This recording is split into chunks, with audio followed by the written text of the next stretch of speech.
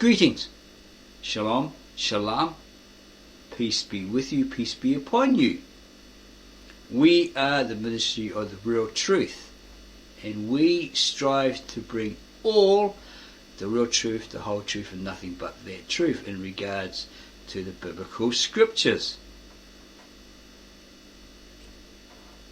You've probably heard us say that quite a lot on the introductions of our videos that we've uploaded. Well, it's true, that's what we do. We thought, hey, that's a great policy, a great saying. So we use that because we were aware, we realised that these organised religionists, be they Judaism, from Islam, or modern Christianity, the organised churches, denominations, etc., they will come at us and they will attack us.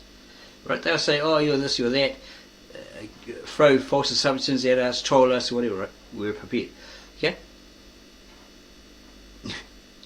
But that's the policies that are in place. It's just like water off a duck's back. Okay? So there's people out there that say we don't make any sense, we're just saying something with no meaning, nothing to it, all that sort of stuff, are totally baloney, right? Because their whole motive or agenda, whether they're a paid shill or not, is to downtrod us because they want to be the top of the ladder, right? They want to be the number one, right? And they'll do anything to destroy any opposition or competition. They'll point the finger at another denomination and say, oh, they're evil because, oh, they're wicked, they're of Satan because they don't have the original scriptures. We have them, we're the chosen of God, we are the true church of God. All this propaganda, right? We asked a person we're formerly working years ago, why do people retort like this when you present them the truth? Like Christ said, the truth is a two-edged sword. It cuts deep to the very bone marrow, right? The truth hurts. When you present them this truth, you expose them for it. That's not what Christ said. That's not what it means. Right? They get all haughty, they get all nasty, right? Why do they respond like that? And she said, because she's going for a master's degree and a BA and all that sort of stuff, PhD, whatever. She says it's all to do with the neuro, your cognitive, right? Your wiring. Because besides that, programming, that conditioning, brainwashing, if you can put it that way, by these church leaders, etc. Oh, you got to stop thinking. You're not allowed to think. We're of God. We're the chosen, etc. And we know what we're talking about. You don't. You're just the babe suckling the milk. We're mature meat eaters, whatever they come up with, right? You don't know. We do. So sit back and listen, boy. You know. Shut your mouth and listen. Don't think. Don't go too deep. All this sort of stuff. Or the Christian will come to us and try to convince us in order to convert us, to control us, right? Get us to the church, put the money in the plate by any means necessary. So we had a Christian friend of another Christian friend used to come around and visit us, right? But he would try anything, any old trick, right, to get us to that particular church on a particular Sunday or whatever, right? We were already members of it, but you know, sometimes he's too tired because of work or whatever. You know, you have your reasons, but this guy was pushy. He's trying to get us to the church. He'd use tricks like, oh, there's a great film here, it's about blah blah, you should come and see it. Hop in the car, we'll go see it, right? Okay, you know, or something even more devious. Oh, yeah, okay, we're talking about that in scripture, whatever. Say the ancient Aramaic, what we found, etc. And he'd say, oh yes, I've got a friend, he's just come back from Israel, he's a Jew, he knows all that stuff. So hop in the car, we'll go visit him at his house, alright? So I go, yep, okay. We end up in the church. Wow, this guy's got a great apartment. Well, there's a lot of flatmates. You know, where's he at? We'll go see him another day. Or he'd come around and say, wow, are you hungry? I'll shout you Burger King or McDonald's, right? whatever you want. Okay, so you just hop in the car, bypass Burger King or McDonald's and just go straight to the church, end up in the church. Oh wow, this is a massive McDonald's or Burger King, where the hell's my order, right? Or some other devious trick like that. And you end up at the church, back at the church after a couple of months absenteeism, whatever. And this new pastor, because the former older one died, right? He says, "Oh, I see you finally got him here, Paul. How'd you manage that?" "Oh, it took a bit of doing, pastor or reverend, whatever. But yeah, I got him here, you know." And it's like, what's with these two ladies? Does this guy get some sort of reward?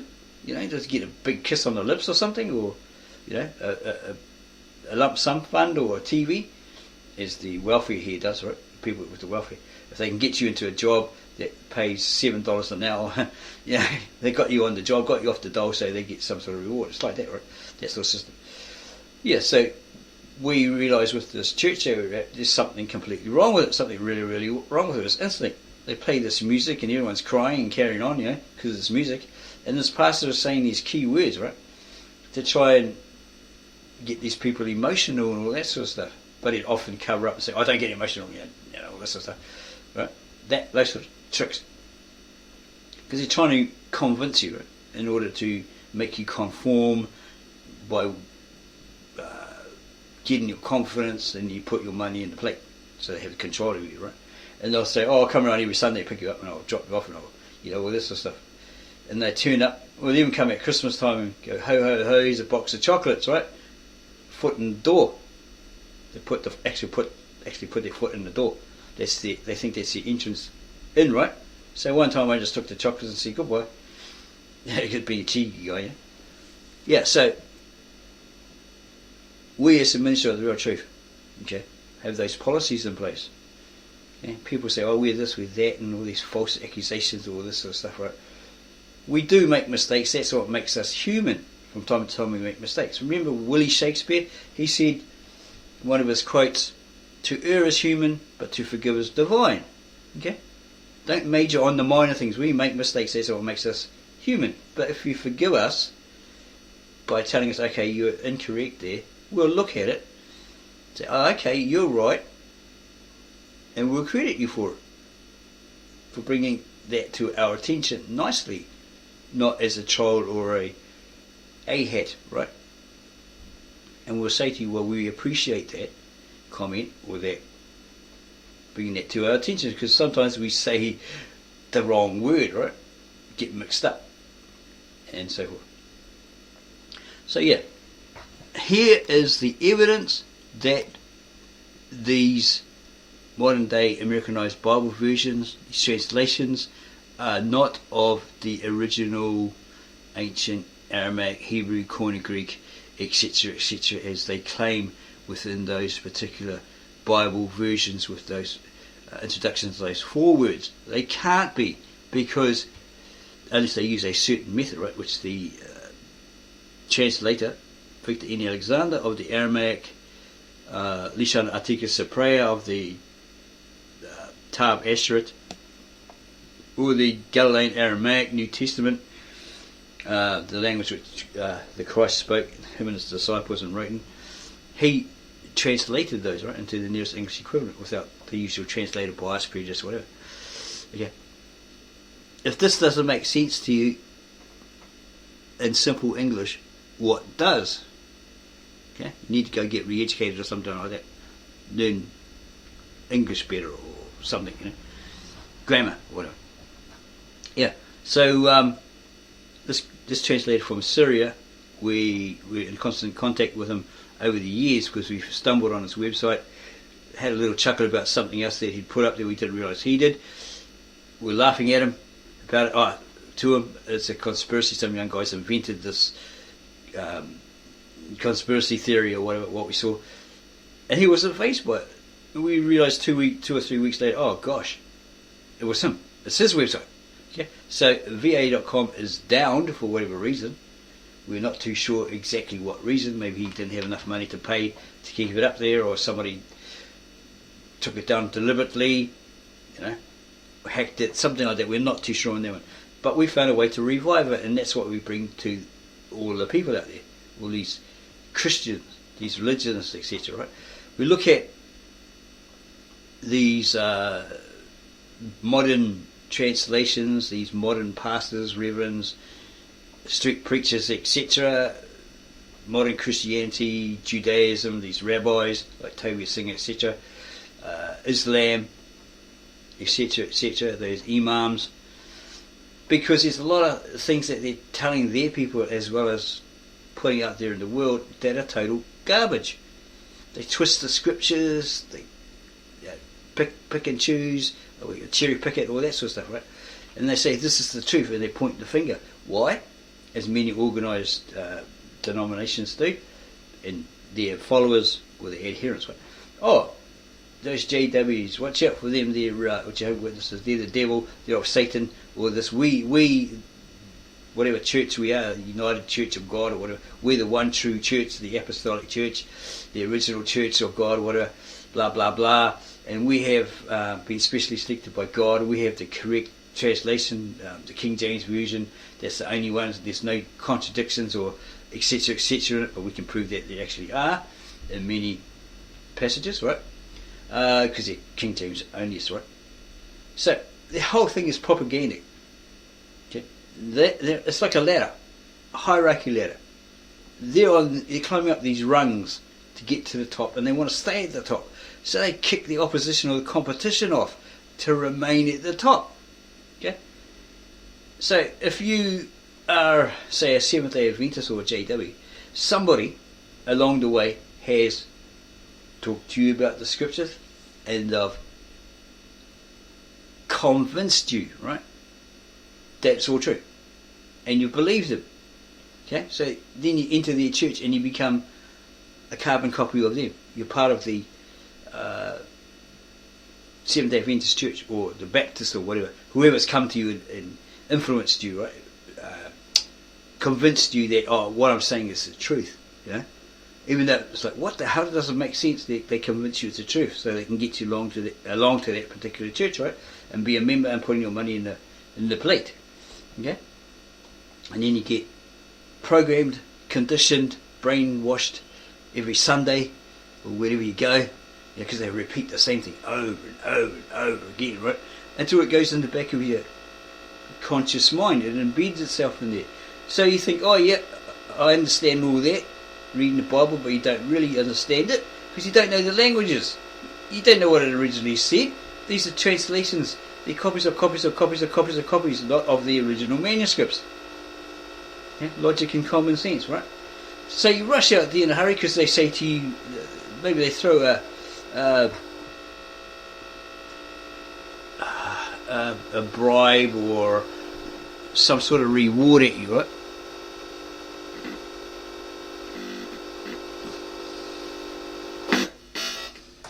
Yeah, this thing's playing up, so I took it up. Some sort of reward at you, right? Oh, when you die and you go to heaven, you get rewarded with this house of gold, streets of gold, everything you ever desired, right? That's bogus. The whole focus is the promise of eternal life, spending eternity in heaven with God the Father and God the Son and all the angels, etc., right? Paradise, kingdom of heaven, right? It's not about, oh, when I get up there I'll get a lifetime's eternity supply of grapes, white grapes, and all the virgins, 72 virgins each, or whatever, that they bribe you with. Okay, it's like they're waving a carrot before the horse. Yeah, of course the horse got a nibble, and they keep giving him this carrot, tempting him. So yeah, it's a good carrot. Eat the carrot. Right? It's all brainwashing, propaganda, etc., etc. Okay, so we're going to go back to this because we're deviating. Yeah. One of the most common questions I get when it comes to biblical Hebrew is, what did the ancients sound like? What did Moshe sound like when he read the Ten Commandments? What did Deborah sound like when she sang her song? Now, we'll probably never really know the answer to this question, and one of the... You won't, like you see, you probably never know the answer to that question, what did they actually sound like in that era, in those days, right? Because that's an old, long dead language. Nobody speaks it anymore. So surprise, surprise, for the next part of this video. Reasons is that ancient Hebrew texts didn't have vowels. Let's take a look here at the opening of Isaiah in the Dead Sea Scrolls. What we can see is that there are a bunch of letters. That's it. These letters are for the most part consonants, and there are no vowels in this text. Bada boom, bada boom. They're just consonants, there's no vowels. So how did the vowels get there in the next part of it? Now let's look at the same exact passage 1,000 years later in arguably the most important Tanakh ever written, the Aleppo Codex. By this time, at the turn of the first millennium, we can see that there are vowels, there are cantillation marks, there are spelling notes. In other words, the biblical Hebrew text is much more clear. Probably it's more understandable, but they added vowels where there was no vowels. So that would have changed not only the structure of that language, but also the meaning of the words.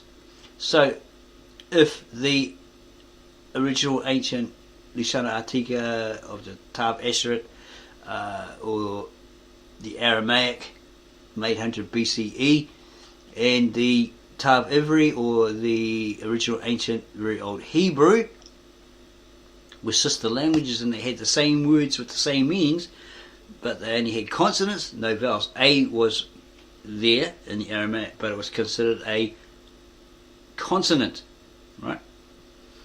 If these Masoretes, it's coming up, right? If these Masoretes got in there and changed it to make it easier, then that would cause a difference between the original Aramaic and the original Hebrew, the ivrit and the Ivrit, because they would have similar words but with different meanings, like yom and like iyuma. We can show you an example. Okay, no, it's not the one. Here in Brita, or Genesis 1 through to 31, and that's actually the wrong one. The wrong one. Okay, it's probably further on, down here. After all this Noah genealogy, after the world met in one place, the desert of Shinar or Suma, and these are the descendants of Shem, one of Noah's 3 sons, right? Descendants of Shem. To Shem, who lived 100 years, was born Arpachshad 2 years after the flood, after that supposed great flood, but it was actually regional. If you ask Mesopotamians or Syrians, it was regional. We've even got a book here, the history, timetables of history or something like that, that name, and it actually says that, yeah, these floods in that particular region, Mesopotamia, and rivers overflowing, etc., etc. Not this great worldwide flood, but it's probably a worldwide or global flood, because as science states, possibly a asteroid or meteorite came from space, hit the earth, caused great earthquakes or tremors, which then caused tsunamis, etc., etc., and what everything else. Okay, so Arpachshad has a son. He has many sons and daughters. In the line of Arpachshad, after Shelah was born, was 403 years. That's the lineage, right? And to him were born many sons and daughters. And it carries on. And Eber, or Heber in your modern version, Americanized English translations, might say Heber, Heber, lived 34 years, and to him was born Peleg, etc., etc. And it goes on further about Abraham here. And is it here? No, maybe it's up a bit further. Okay, so to Shem, Japheth's great brother, he also born children. He became the father of all the children of the passage. The children of Shem were the Elamites, or Elamites, the Asheroi, that's the Assyrians. Yeah. The Arpachshadai, that's the obviously the descendants named after their this guy Arpachshad, who had the son Eber, right? The Lotians and the Aramaeans, who spoke Aramaic, because their forefather Aram spoke that language. The ik on the end is just an end prefix or suffix, stating that that language belonged to these people in that particular area, geographical location. And the children of Aram were Uz, Hul, Getha, and Mash. And to Apashkad was born Shelah, and to Shelah was born Eber. There's a footnote indication there. And what does that say in the footnotes? 1021, literal Aramaic idiom or expression, Hebrews. So, it wasn't a language, it was a movement of people, as follows. Okay, to follow. So here, 1024, literal Aramaic name, Hebrew. And it comes from this name, ardashwu or awu, to cross over. It's translated as a mistake there. Should we cross over? Someone who crosses over, implying passage or a journey. They migrated. Okay. Abraham and his peoples, Chaldeans, because he was born in Ur of Chaldea, etc. And these Hebrews, these people that crossed over, who made a passage or journey, right? They went into the land of Canaan, promised by God to Abraham. Okay. Well, of course, they have to get rid of the Canaanites because they're pagans and all this sort of stuff.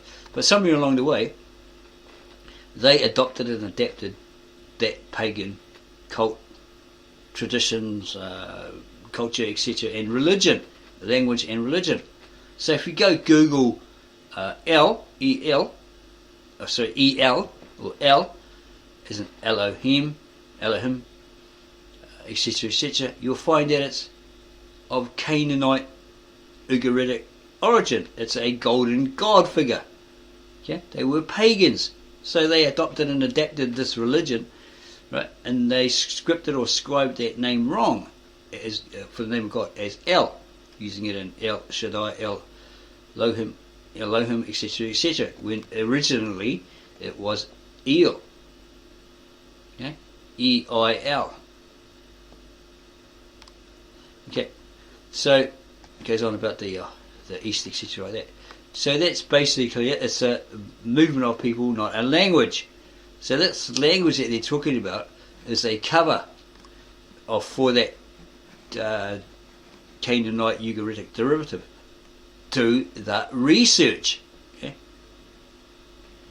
Okay, and these people out there that say the first people on earth were the Africans, right, are incorrect, because according to these scriptures, in your scriptures, the three sons of Noah had these descendants, right, and they became, according to the birth records of the children of Noah, Shem, Cam, and Japheth, to whom was born children after the flood, and the other children there, Japheth, were Gomer, Magog, Madai, Javan, or Yavan, Tubal, Meshach, and Tiras, and so forth, so forth. And down here, and the children of Cam were Cush, Mizraim, that's Cush in Mesopotamia, Mizraim, it's got a footnote indication there, Put, and Canaan. Okay? And then the children of Cush were Sheba, Havilah, Sabta, Ramah, and Sabteka, and the sons of Ramah, Ra'amah were Sheba and Daran. Right? So footnote indication, what does that say down here?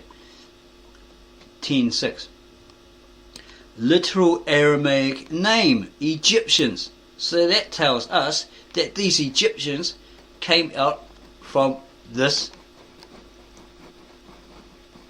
Chaldean Hebrew lineage.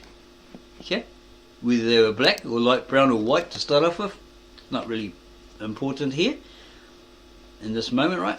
But they came out from, they were descendants of Noah's sons, according to these scriptures, right? So they didn't walk out of Africa, they walked into it. Okay? Because the children of Cam were Cush. Look it up. It's Mesopotamia. Cush in Mesopotamia. Right? And then eventually these descendants went into Africa and they merged with these Africans there, and they created this new tribe, this new Cush, but it's got a K to differentiate the two, right? That one was from Mesopotamia with the C, the other one was with the K, and they were the people, the tribes of Africa that the people of Africa that these Chaldean Hebrews, etc., or these Canaanites merged with. Okay, they took on that Canaanite religion, culture, etc. They merged with them. They interbred. See? And people say we don't know what we're talking about. We've done the research. We've looked at all the information, and we come to realise, hey, look at this, right? There's some scholars out there that say this and say that. Well, we look at their background, like journalists do the dirty, look for the dirt, and we find it. Preacher saying, homosexuality, I'm anti this and all that sort of stuff, or anti it, and he gets caught in a hotel wearing a frilly dress and knickers, and he's getting loved by some big muscly guy, right?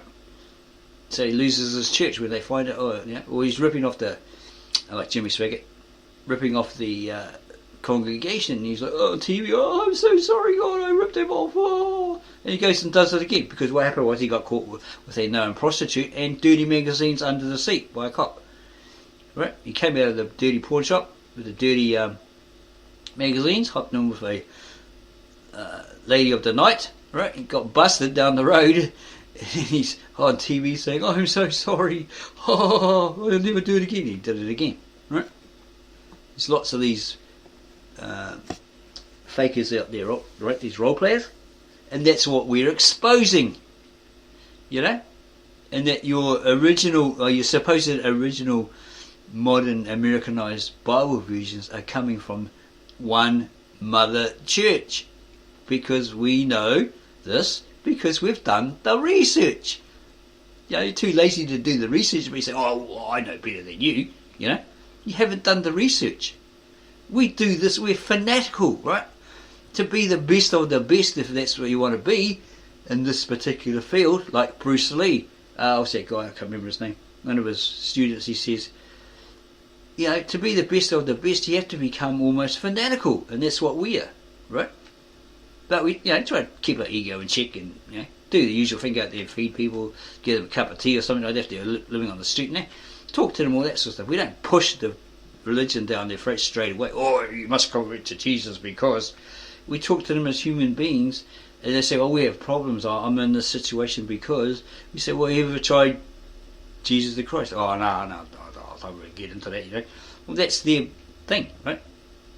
I mean, if they don't want to hear it, they don't want to hear it. You can preach them, an hour or so, and they say, look, shut up, man, I don't want to hear that, because they're down and out, right? What they're worried about is where they're going to eat, where they're going to sleep, what they're going to drink, all that sort of stuff for the night, right? Are they going to be alright? Okay, so it's a different approach. Learn public relations skills. Okay, don't go in there like a bull at a gate, because you'll probably get your head punched in. Okay, like a guy who jumped out and scared a guy's wife and his little kid.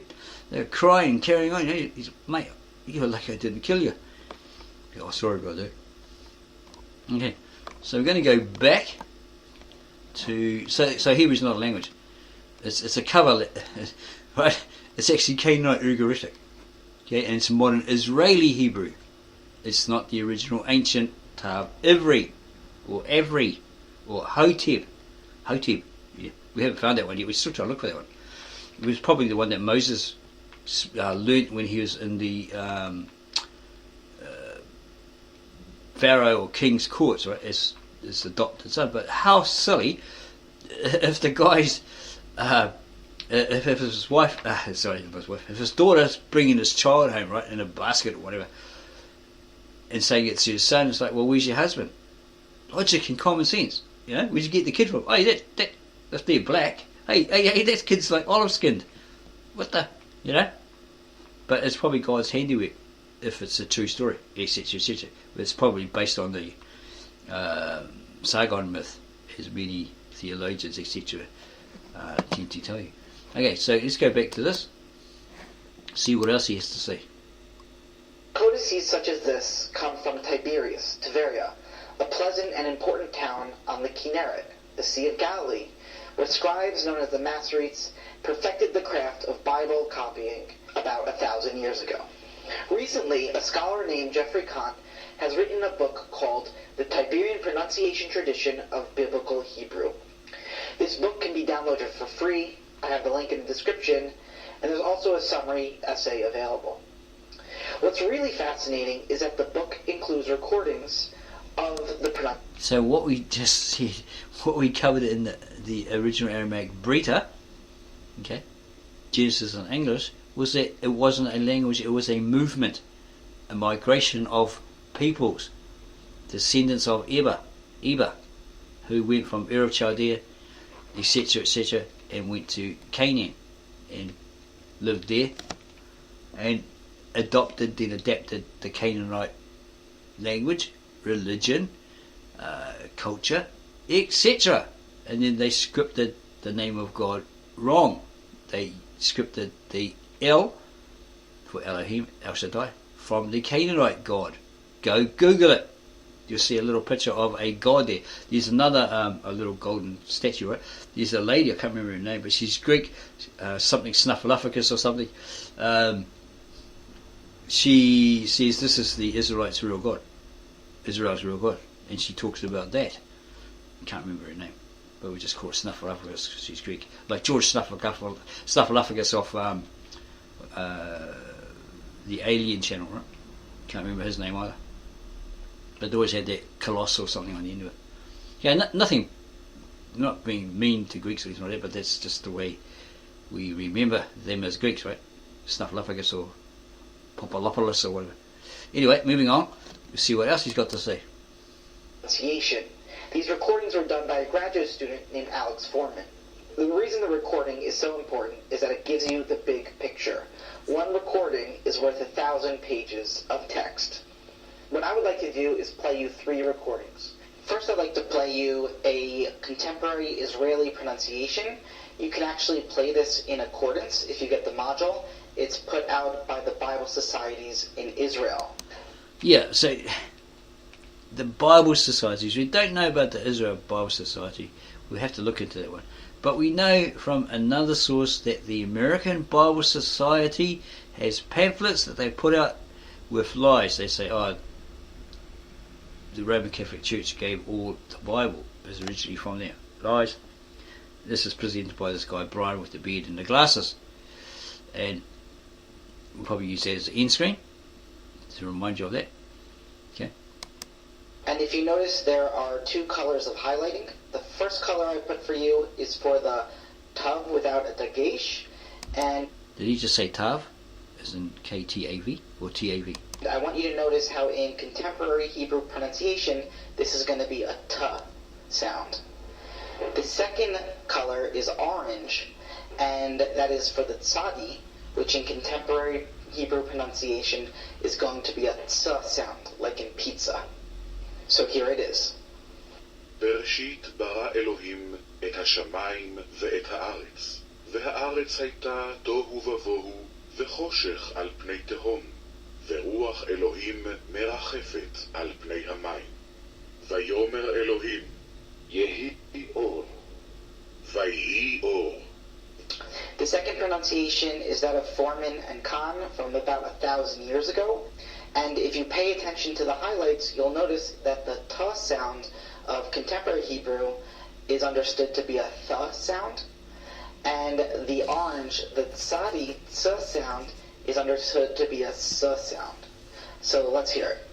And it's only 1,000 years it was being pronounced or written or whatever. 1,000 years ago.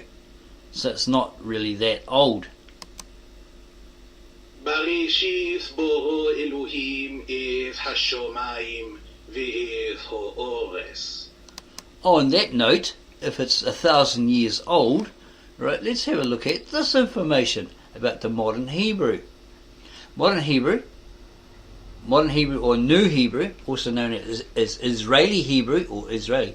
See, they couldn't call themselves Israelites. Some sort of Israel committee said, no, you can't call yourself Israelites because you're not truly of the house of Israel. You're possibly,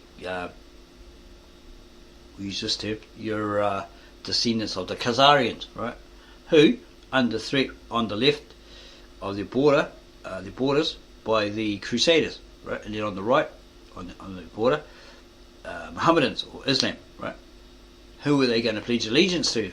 If the Crusaders come in, invaded it and ruled, they'd have to go under Christianity. But if Islam defeated them, came in, defeated the Crusaders, if there was a battle to be fought over that Khazarian country, right, they would have had to come under Mohammedism or Islam, Islamic rule, right?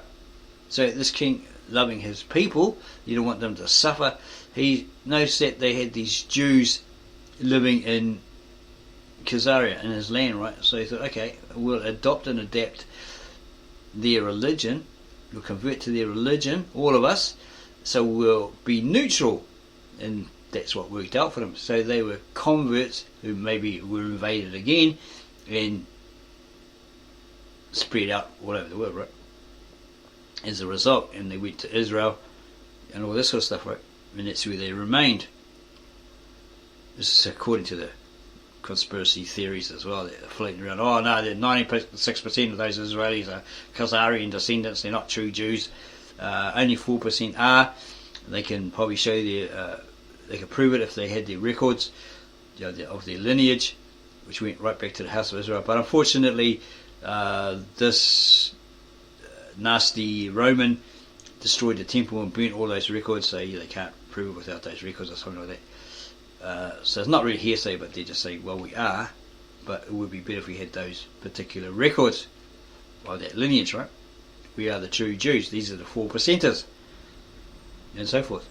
Okay, so it says here, modern Hebrew, also known as Israeli Hebrew, or Israeli and generally referred to by speakers simply as Hebrew, is the form of the Hebrew language that was revived. Okay, it was long dead, and they revived it. What does revived mean? The revival of the Hebrew language took place in Europe and Palestine toward the end of the 19th century and into the 20th century. Boom, bada boom. So it's not that old. Through which the languages used changed from the sacred language of Judaism to a spoken and written language. Okay?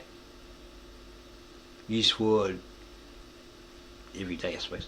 Okay? So it was revived. It was probably modernized, yeah, and they spoke that, etc., etc. Okay. That which was once dead, they brought back to life. It breathed again, basically. Spoken in ancient times. Okay, we go back here. So it was revived as a spoken language in the late 19th and 20th centuries in the standard form of Hebrew spoken today. It is the official language of the State of Israel. Among Canaanite languages, modern Hebrew is the only one spoken today. Why does it say among Canaanite languages? Okay, sometimes referred to as the Canaanite dialects of the three subgroups of the Northwest Semitic languages, the others being Aramaic and Amorite. These closely related languages originate in the Levant and Mesopotamia. Yeah, not Israel. Yeah. Originate in the Levant or the Middle East and Mesopotamia. Okay. Israel's like further out. It's still part of the East, but this is specifically speaking about the Middle East, Mesopotamia, Assyria or Syria. Okay, spoken in ancient times, ancient Hebrew, a member of the Canaanite branch. That's the original ancient, very old. Oh, look at this. Hebrew is a Northwest Semitic language within the Afro-Asiatic language family. It was natively spoken by the Israelites and remained in regular use as a spoken language by the longest surviving descendants, the Jews and Samaritans. So what are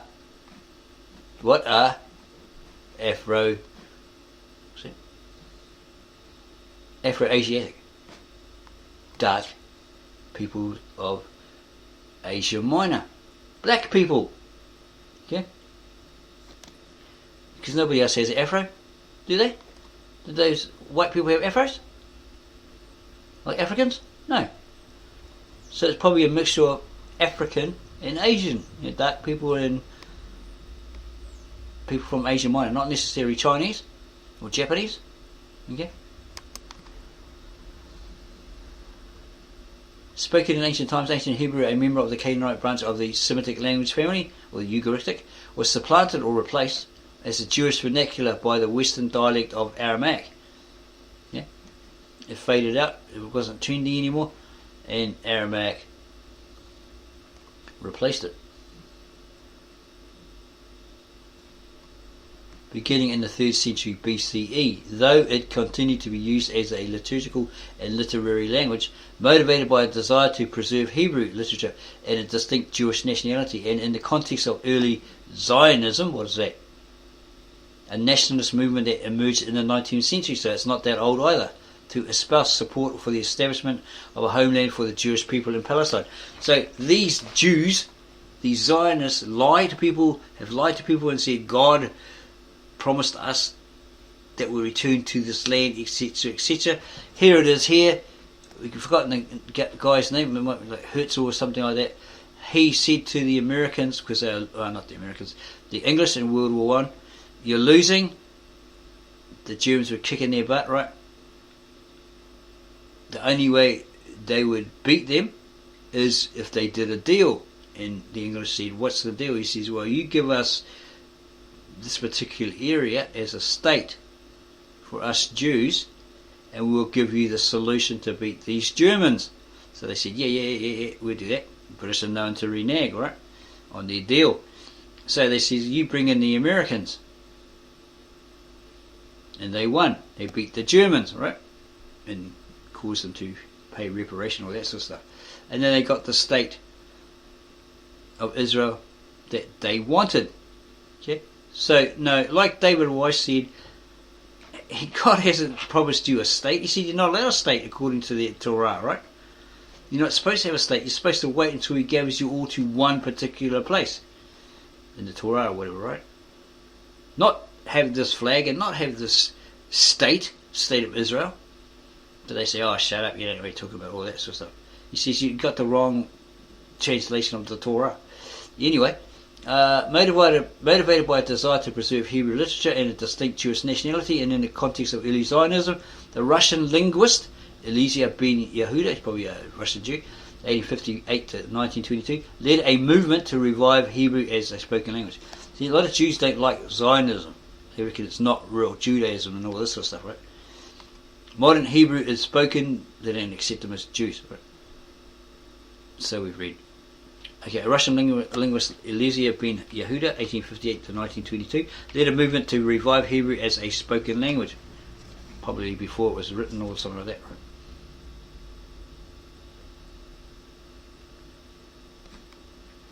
Modern Hebrew is spoken by about 9 million people, counting native, fluent and non-fluent speakers. Most speakers are citizens of Israel. They're Israelis.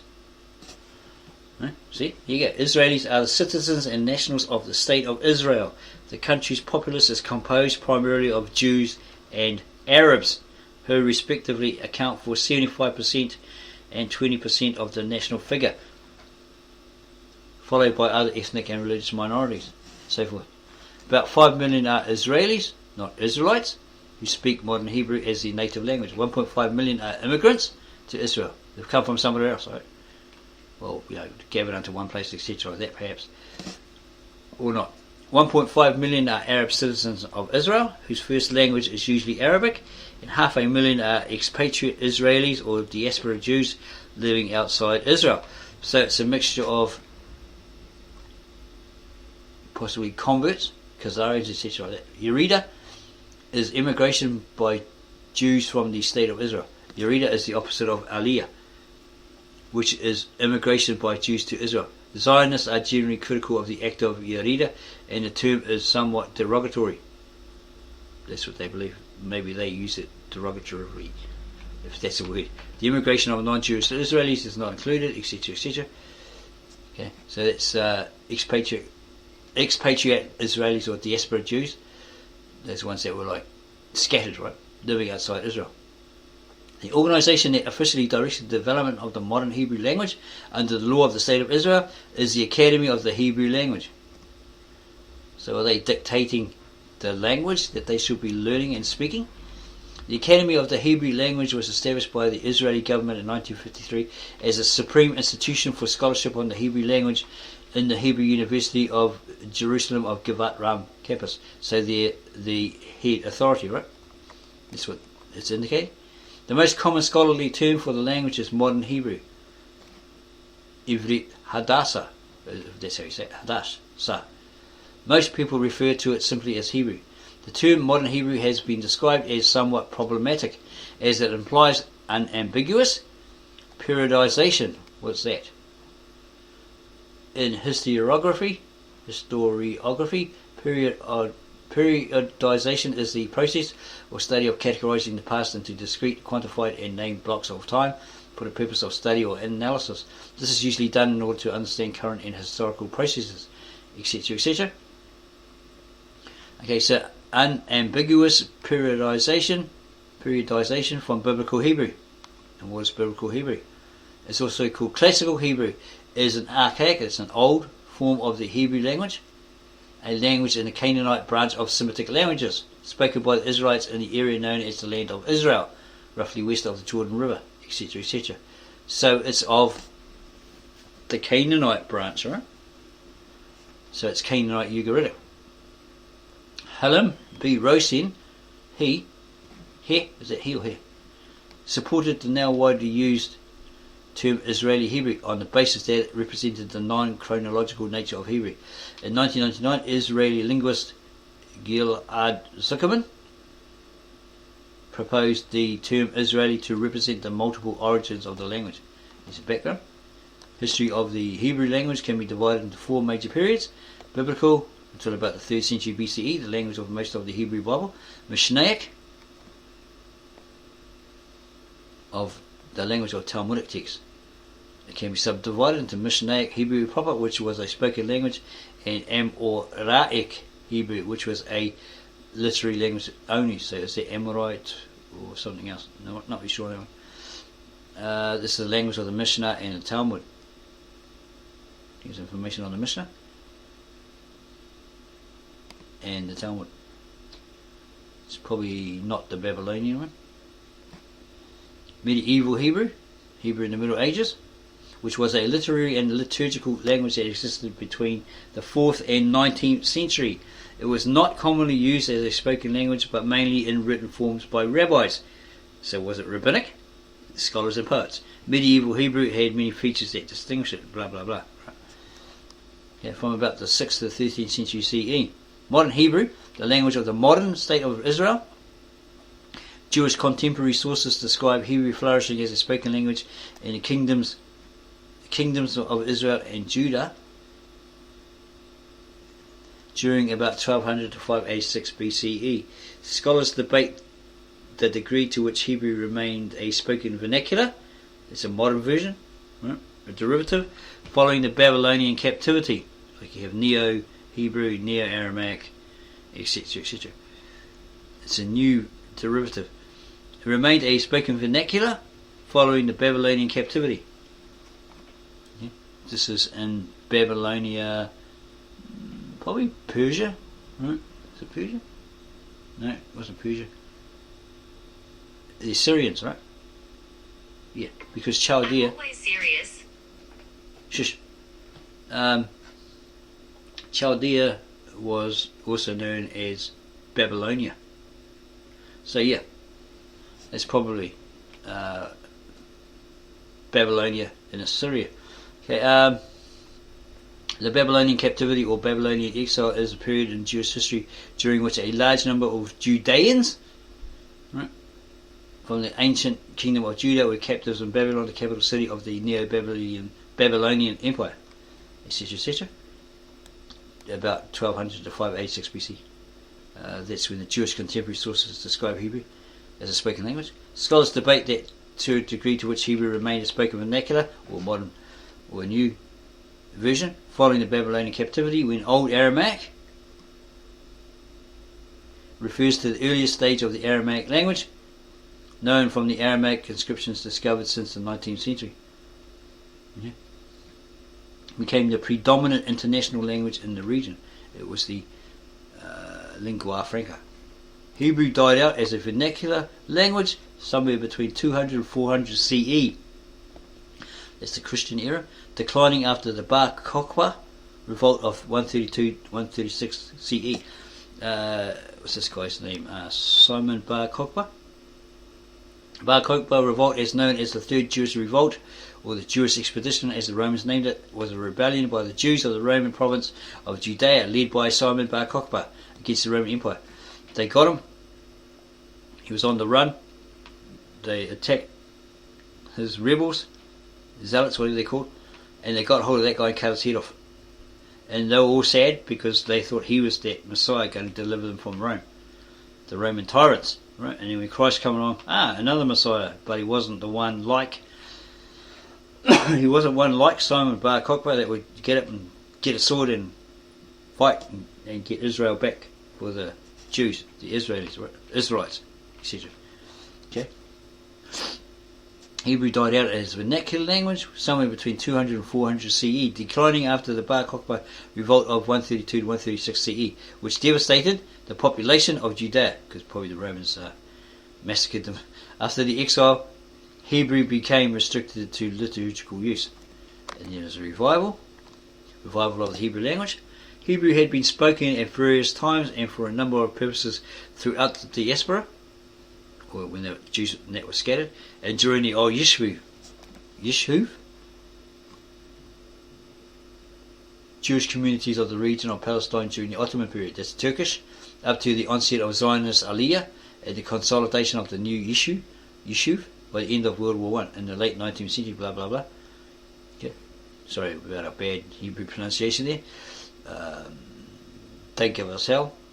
We don't know the Hebrew and we're just trying. Okay. It had developed into a spoken lingua franca. Yeah, it's like the Trinity language, bridge language, common language, trade language, auxiliary language, vehicular language, or link language. Is a language systematically used to make communication impossible between groups of people.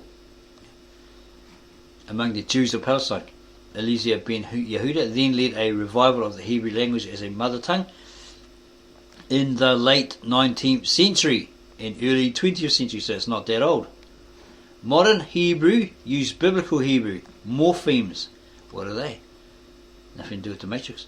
A morpheme is the smallest meaningful constituent of a linguistic expression. The field of linguistic study dedicated to morphemes is called morphology. Nothing to do with Morpheus. Mishnaic spelling and grammar, and Sephardic pronunciation. Many idioms, that's the way they express themselves. First language or dialect that a person has been exposed to from birth or within the critical period. In some countries the term native language or mother tongues refers to this one, to idioms. The use of idioms. This is what you find in the footnotes here, where it says Aramaic idiom. It's the way they express it and come across it. It's because that's the language they were taught when they were born onwards, right? Their native language. Okay, so let's go back to, where is it? Modern Hebrew. Okay. And so forth. There's lots more information there. One of the phenomena seen in the revival of the Hebrew language is that old meanings of nouns were occasionally changed or altogether different meanings, such as bar dalas, which in Mishnaic Hebrew meant hyena, but in modern Hebrew it now means cheetah. See the difference? Because they've changed not only the structure but the language by adding the vowels, etc., to the consonants, that the words have different meanings. They don't have the same meanings as they used to have. So hyena in Mishnaic Hebrew is different to modern Hebrew, which it means cheetah. Okay, or shizif, if this is look at, by the way, which is now used for plum. Okay, but formerly meant jujube. The word kishu or im, formerly cucumbers, is now applied to a variety of summer squash. It's a pumpkin, right? Form of a pumpkin. See how it changes? A plant native to the New World. What's the New World? Often used to describe the majority of Earth's western hemisphere, including the Americas. Okay, so it was found from the New World, the West. Another example is the word keves, which now denotes a secret street or road. etc., etc. For a simple comparison between Sephardic and Yemenite versions of Mishnaic Hebrew, see Yemenite Hebrew. In classification, modern Hebrew is classified as an Afro-Asiatic language of the Semitic family. What's Afro-Asiatic? Afro-Asiatic languages, also known as Habito-Semitic or Semito-Hamitic, are a language family of about 400 languages spoken predominantly in West Asia, North Africa, the Horn of Africa, and parts of the Sahara and Sahel. So that's black people land, right? African, yeah, the Hamites, the black people, okay. So it's an Afro-Asiatic language. Maybe they've adopted it. They adopted it somewhere along the way. Okay. Modern Hebrew is classified as an Afro-Asiatic language of the Semitic family. Let's have a look at that again. Okay. Because they went here, somewhere around here, to Cush, with a K, intermingled with Africans, and formed that new tribe of peoples. Cush, supposedly said to be Ethiopia. I'm not too sure on that one. Yeah.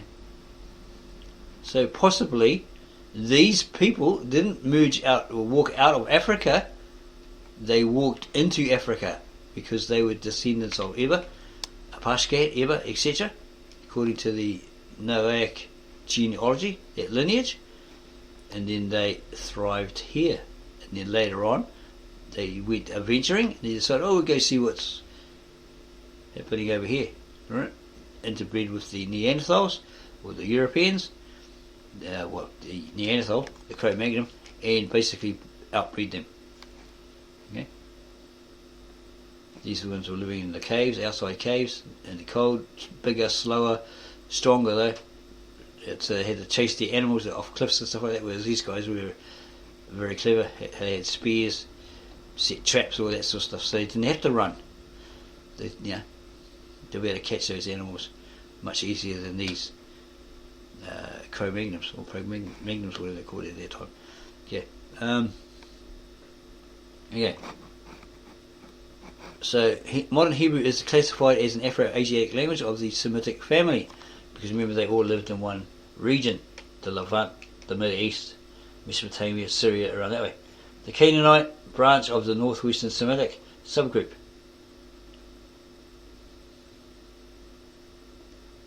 See, they originated in the Levant or the Middle East and Mesopotamia, Syria, right? Or Assyria. Yeah. While modern Hebrew is largely based on Mishnaic and Biblical Hebrew, as well as Sephardi and Ashkenazi, where the heck did that come from? Okay, this is actually in the Brita or Genesis genealogy, where they originate from. Noah's sons, the descendants of Noah's sons. Ashkenazi Hebrew is the pronunciation system for Biblical and Mishnaic Hebrew, favoured for Jewish liturgical use and Torah study by Ashkenazi Jewish practice. Who are the Sephardi? Sephardi Hebrew is the pronunciation system for Biblical Hebrew, favoured for liturgical use by Sephardi Jewish practices.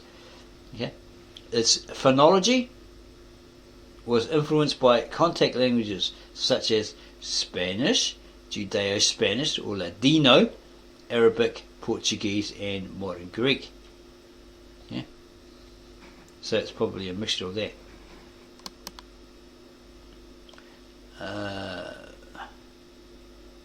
Okay, so while modern Hebrew is largely based on Mishnaic and Biblical Hebrew, as well as Sephardi and Ashkenazi liturgical and literary tradition from the medieval and Haskalah eras, and retains its Semitic character in its morphology and in much of its syntax, the consensus among scholars is that modern Hebrew represents a fundamentally new linguistic system, not directly continuing any previous linguistic state.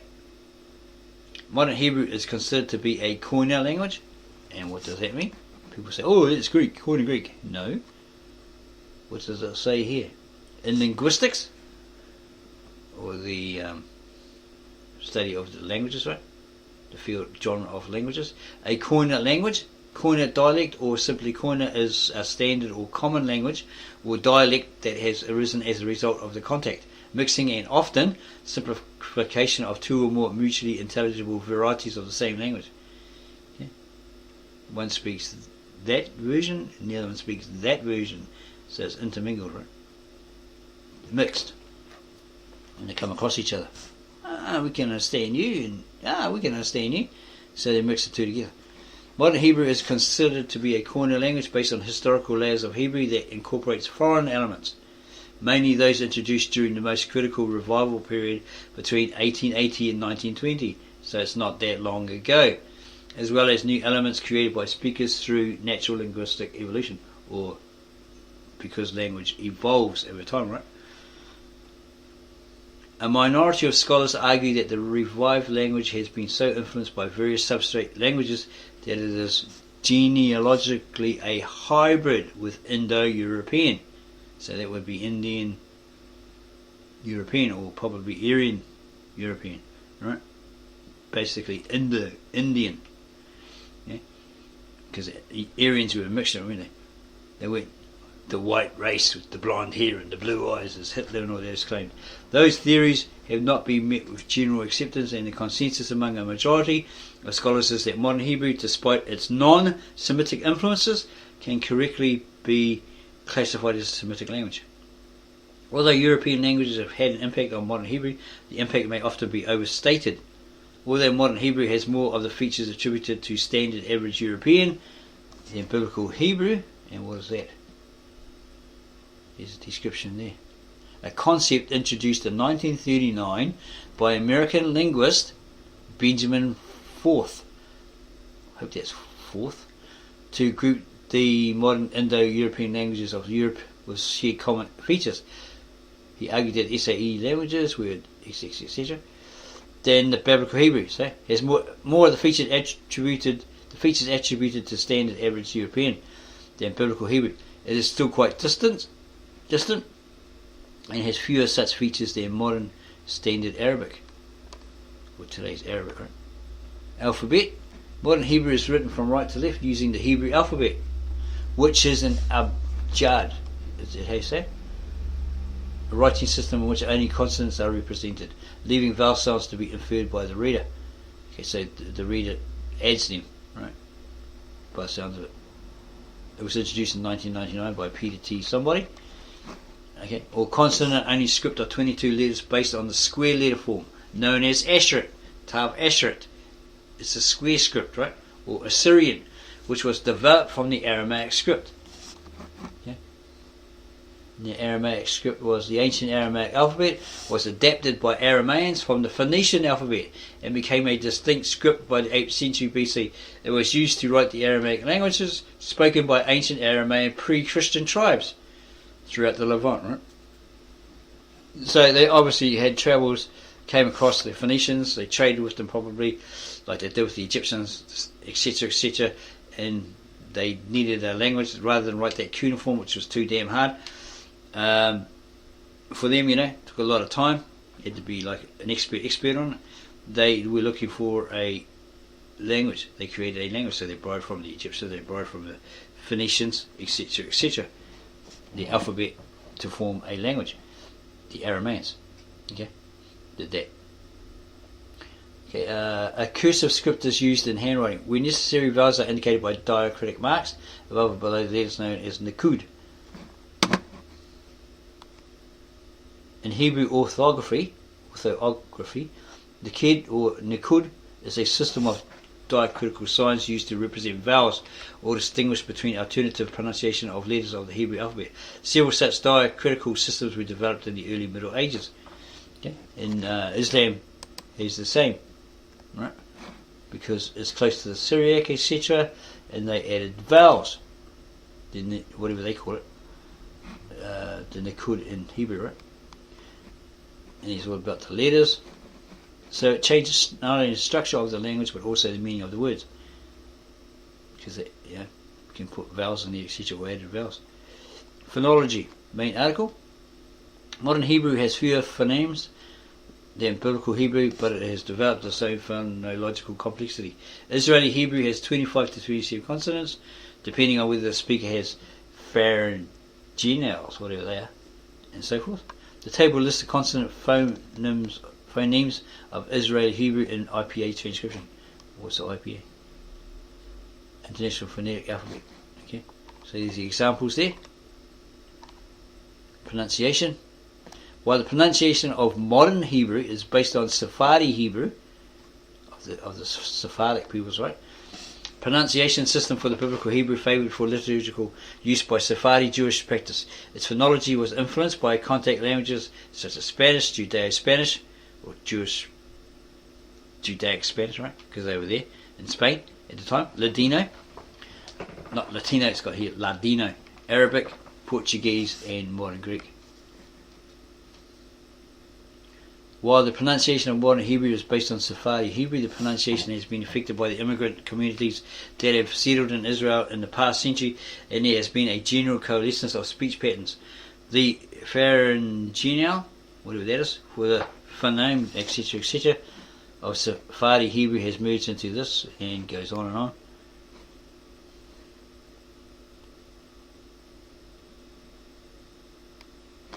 Consonantal sign, so it's a sound made through the nose probably. Morphology, the syntax, word order, lexicon. Modern Hebrew has expanded its vocabulary effectively to meet the needs of casual vernacular, modern version, right, of science and technology, or the modernization of science and technology, of journalism and belles lettres, whatever that is. According to this Gilhard Sugerman, and he did some information here about what he claimed there. Loan words. Modern Hebrew has loan words from Arabic, both from the local Palestinian dialect and from the dialects of Jewish immigrants from Arab countries. Aramaic, Yiddish, Judeo, Spanish, German, Polish, Russian, English, and other languages. Simultaneously, Israeli Hebrew makes use of words that were originally loan words from the languages of surrounding nations from ancient times. This is what the Romans did, i.e. they took from the Greeks the word Christos, right, for those who followed the Christ, the followers of the Christ, or the slaves to Christ, right? Canaanite languages as well as Akkadian. Mishnaic Hebrew borrowed many nouns from Aramaic, including Persian words borrowed by Aramaic. So that's probably why you have the winged disc icon, but it's very different. Yeah? That the Mesopotamians have. And the Persian will say, hey, that's our thing, from Zoroastrianism.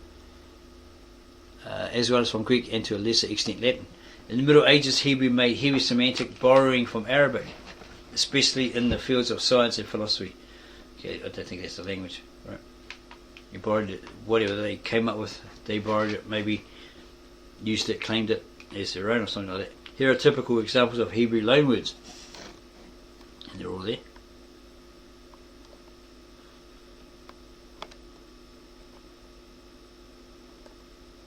Some more information there.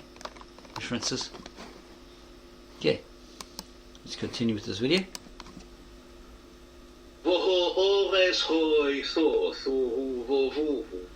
وحوشך על פני תהום, ורוח אלוהים מרחפת על פני המוים. ויאמר אלוהים, יהי אור, ויהי אור. For the third and final example, what I'm going to be playing for you is the Khan and Foreman rendering of Tiberian Hebrew from 1,000 years ago, but here the cantillation notes are also sung. So this is what it would have sounded like. בראשית ברא אלוהים את השמיים ואת הארץ. Okay, we were just pondering, but we're probably wrong. But if they didn't have those vowels, would they be able to pronounce it? Yeah, if it's like an M, a C, a P, or whatever like that. No, it's a bad example. Say if it was map, right? And it was just showed MP, or maps, MPS. Okay? If you didn't put that vowel in there, you just said MIPS. It wouldn't make sense, would it? We're just thinking this out loud. So they put these vowels in between.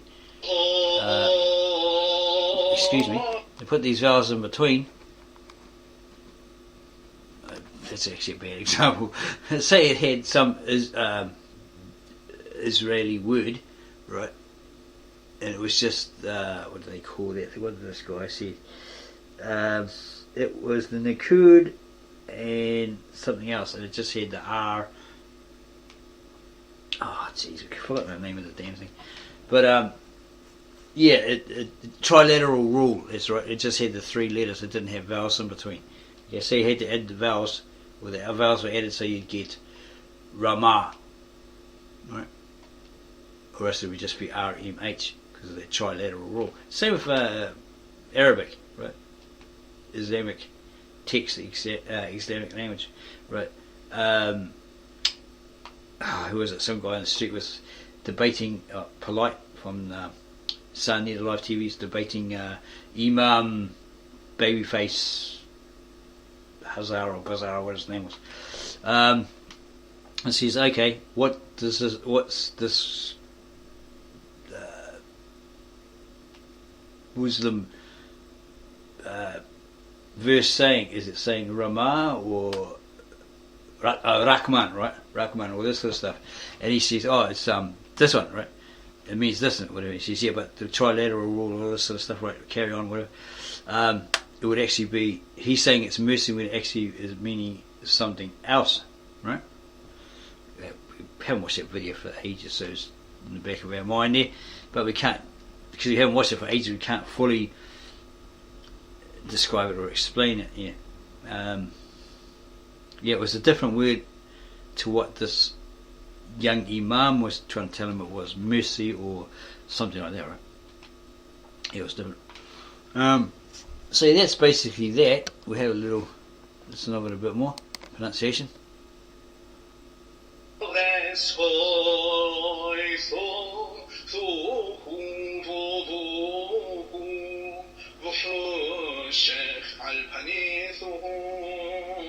Sounds a bit like Arabic, you know, it's like, but it's not where they carry on, you know, they're very vocal. It's very long and vocal.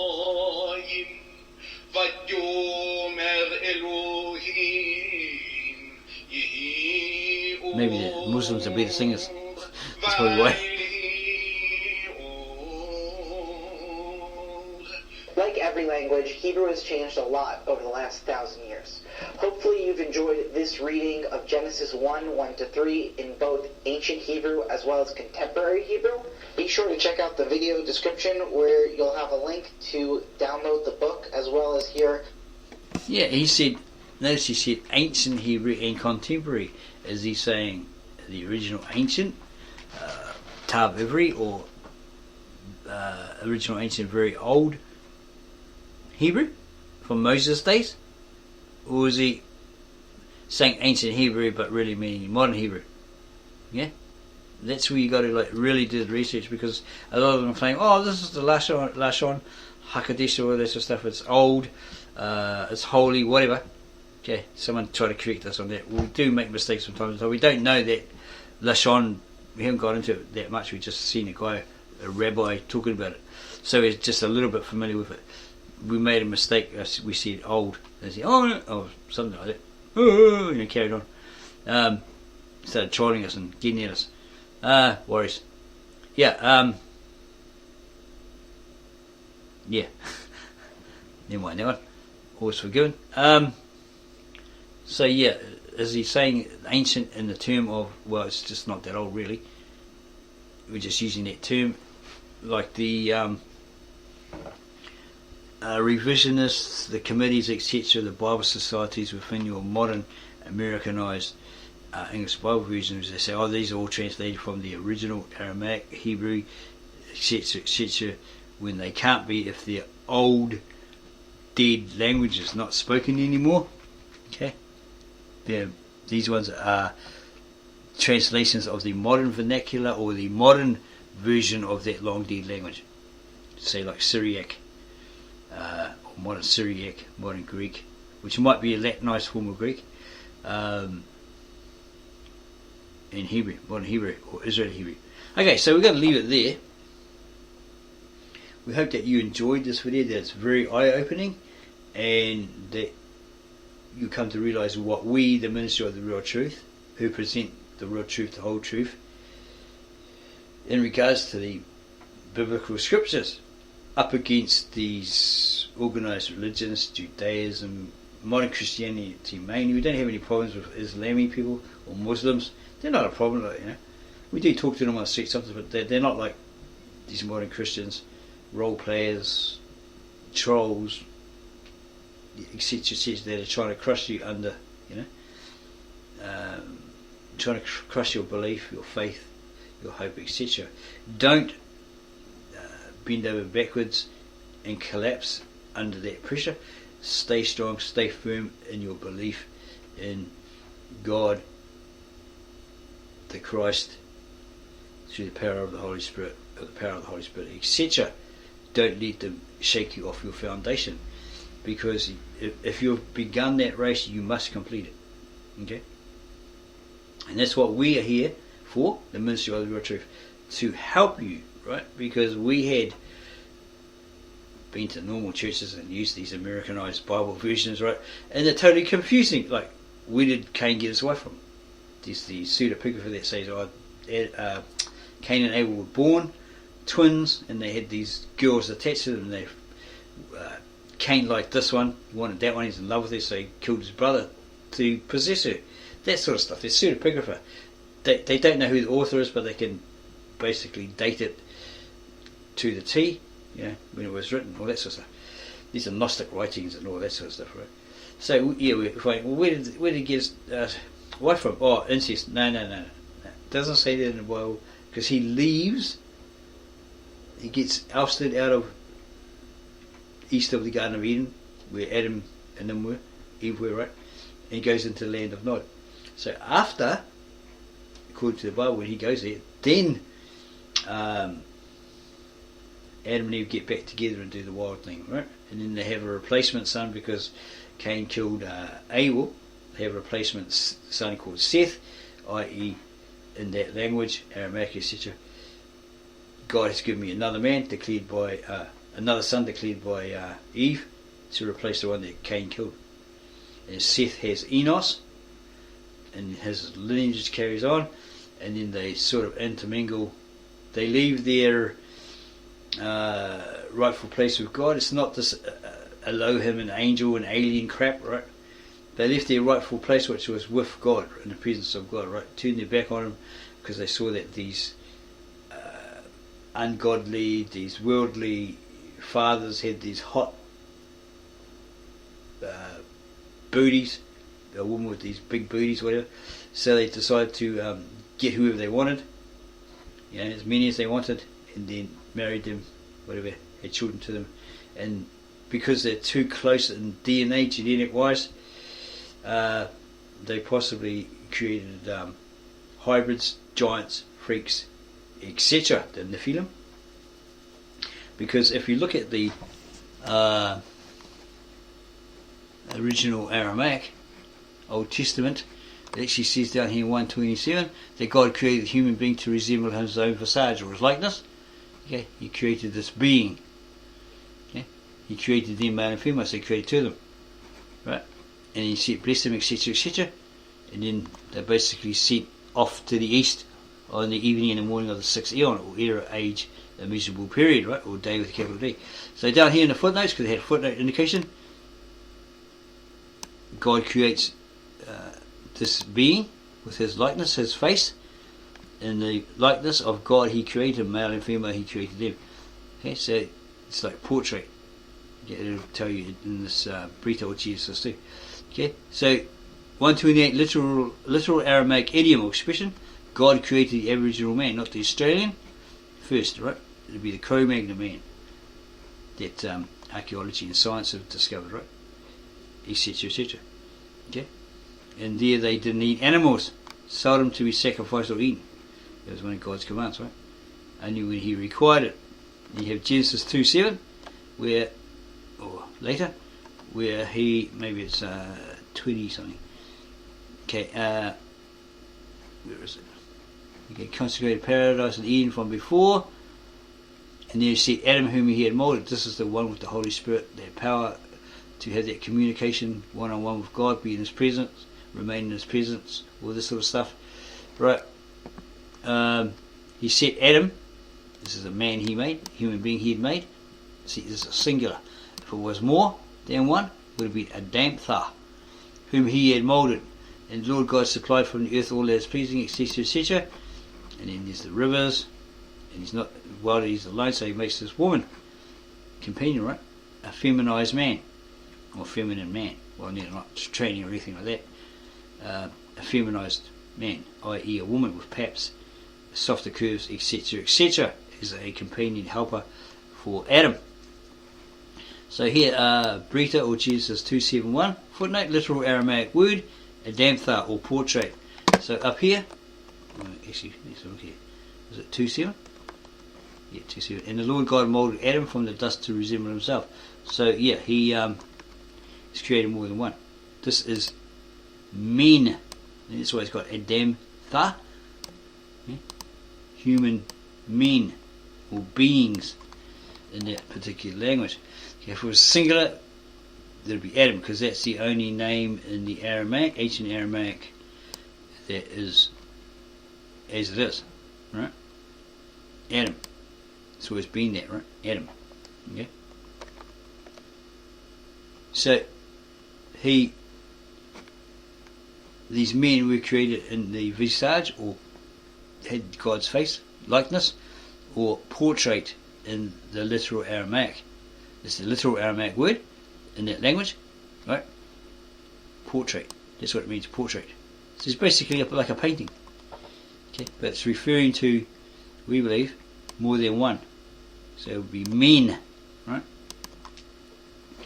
2:7. And he blew on their faces a breath of life, and Adam became a living soul. Okay, this is the Adam of Adam and Eve, right? That human being that communed with God, walked and talked with God, etc., etc., in the garden, right? Not the Cro-Magnon man up here, who had life, he had, breathed, and he was animate and all that sort of stuff, but he basically followed his animal instincts. That's why the Neanderthal man, from the drawings, looks the way he is, right? And supposedly he acted that way. He relied on his animal instincts. He didn't have that spirit. So he's rebellious, etc., etc. You have to read Victor Ian Alexander's theory of the Aborigine to fully understand that they have no connection to Christ. They're like an animal man. We're hybrids, right? We're hybrids. If you're an animal man, until you come back, until you accept Christ, follow Christ, then you become a human being. It's kind of weird. These Easterners, their expressions. Yeah, not a real man, a human being, until you come to Christ, etc., etc. So you're an animal man. You're a beast. You're following your natural animal instinct, right? Because you have very similar attributes to the animals, right? Not saying you have a pig's tail or hoofs or anything like that. It's cell-wise, etc., etc. characteristics. Okay, that's why they say, "Oh, he's a bit of an animal." Oh, why is he going all animal? All that sort of stuff. And apparently, if you eat rabbit and stuff like that, you're consuming their DNA, etc. And that's why you have dreams that you're a rabbit running around in a field. All that sort of stuff. We don't know how true that is. Anyway, so we hope that you enjoyed this video. If you did, then subscribe to our channel and give us a like, and then tell us all about it underneath this particular video in the comments section. We'll get back to you on that. Check the notification bell when we put up another video. You wouldn't want to miss it. And you go share it with all your family, friends and others that are like thirsty for the real truth about, in regards to the scriptures. They might have a feeling that they're being hoodwinked, duped, etc., and they're like, "Oh, come on, man, I'm sick of this. Stop talking crap. Well, what's truth? Tell us the truth. I want to know the truth. Don't give me that phony baloney. I want the real truth." There could be people out there like that. People that they might be down and out, and then you show them this or preach them this, teach them this. Bam! It changes their life forever. It's done wonders for us. So it could be the same for you. Yeah. So if you like this video, give us a like. Subscribe to our channel. Give us a like. Add your comments below the video, and we'll get back to you on those as soon as we can. And share it with all your family, friends, and others. Okay, we are very proud to have presented this to you. This information we're giving you is obviously free, and it's from years of research into these said ancient, original, very old Aramaic or Tab Esther manuscripts from the original Apostolic Church of the East, right? Founded by Thomas Eri, and the manuscripts of what they wrote down what Jesus said, did, what they saw, etc., and they handed it over to these high priests of that church, the appointed high priests, who preserved it, hid it, and preserved it from what's the emperor's name? Constantine, who was wanting to destroy them and those manuscripts because it exposed that his empirical church was a mixed mash of Christianity and paganism. Check out the timeline guy, Jovovich. He goes into a great deal on that, a great deal of information on that.